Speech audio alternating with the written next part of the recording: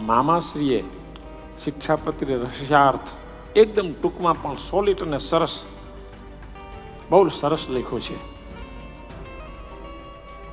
તો શિક્ષાપત્રી એ સંજીવની છે, સંજીવની.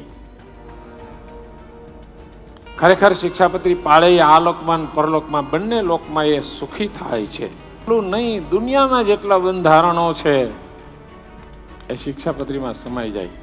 શું ભગવાન સ્વામિનારાયણે અદ્ભુત લખ્યું છે. ઊંડાણપૂર્વક આપણે એનો અભ્યાસ ન કર્યો હોય ને એટલે શિક્ષાપત્રી આપણને કોમન લાગે. જ્યારે એનો ઊંડાણપૂર્વક અભ્યાસ કરીએ ત્યારે અહોભાવ થાય. સતાનંદ સ્વામીએ શિક્ષાપત્રી અર્થદીપિકા લખી છે. શિક્ષાપત્રી ઉપર ઘણા બધા સંતોએ, આચાર્યોએ ભાષ્યો લખ્યા છે. પૂજ્ય કેશવપ્રિય સ્વામી શિક્ષાપત્રી ઉપર બહુ સરસ મજાનું ભાષ્ય લખ્યું છે.